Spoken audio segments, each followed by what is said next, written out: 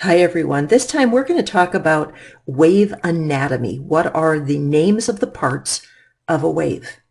Now, this is a simple sketch of a wave, and the high points on a wave is called a crest. Yes, the same name as the toothpaste. High points on a wave are called a crest. Low points on a wave are called the trough. Same sort of trough name that an animal in a barnyard would eat out of. So high points are crests, low points are troughs.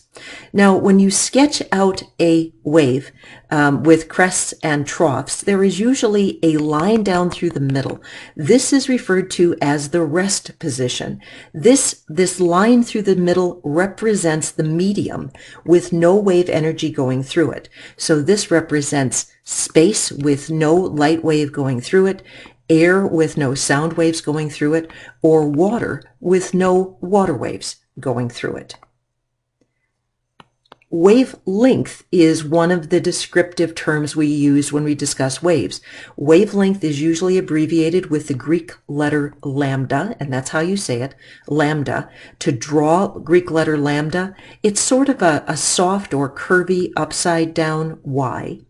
And the one wavelength is the distance between two repeating points on a wave. Now, very often, one wavelength is considered one crest and one trough. That can be considered one wavelength, but it's actually any two repeating points. So it can be measured from peak to peak. That is a point on a wave until that point repeats. It can also be trough to trough. That can be considered one wavelength. Or it can be on the way up a wave to the same exact point on the way up a wave. So it's any point on the wave until that same point is repeated for the same wave, maintaining a constant or steady wavelength. That distance is going to be the same. And because it is a distance, it is going to be measured in meters. Now, the waves that we have been drawing are sine waves. If you've had some trigonometry in the past, if you take the sine, the mathematical sine of 0 through 360 degrees, and you plot these on an XY axis, you are going to get a mathematical curve that looks like this, and that is called a sine wave. And the sine wave is the same shape that you are going to get out of a perfect oscillation or a perfect waveform. So this is very often going to be referred to as a sine curve or a sine wave. We're going to talk about different kinds of waves in a while, but a transverse wave creates a really pretty perfect sine wave shape. The amplitude of a wave is the height of a wave.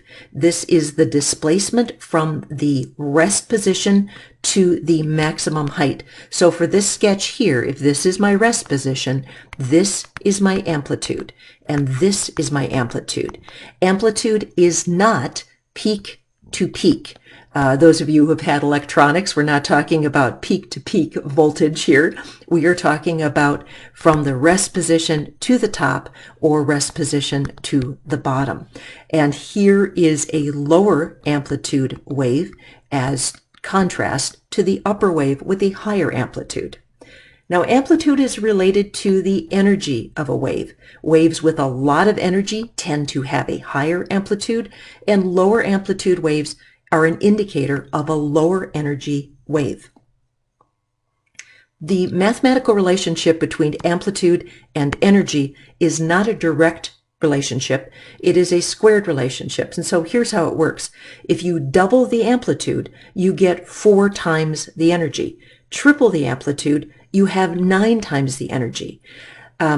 This is one of the reasons why if you go to the beach and you have small little waves tickling your ankles, it's kind of fun and you giggle and you run up away from the waves and it's a good time.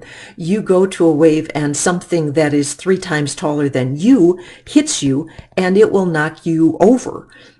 Also, if you're talking about a village being hit by a massive, that's an ugly wave, by a massive tsunami, You're talking about a wave that's maybe 100 feet high. The amount of energy that's stored in an incredibly high amplitude wave is massive. And then we have all heard the very, very sad and tragic stories about whole villages and communities and hundreds of people who have had their lives lost when one of these huge waves hits a community. So keep that in mind, that amplitude is related to wave energy, but it's not a direct relationship. It is a squared relationship. Now, where do we find this amplitude related to different kinds of waves? As sound loudness goes up, its amplitude goes up. It has to do with, of course, strength of water waves and intensity of light waves. When we talk about intensity, this is how you can take a small beam of light and you make it very, very, very intense, and you can have a laser that can actually burn through steel. And we'll talk about some of that later. All right, that will do for this time, and we will see you later. Bye-bye.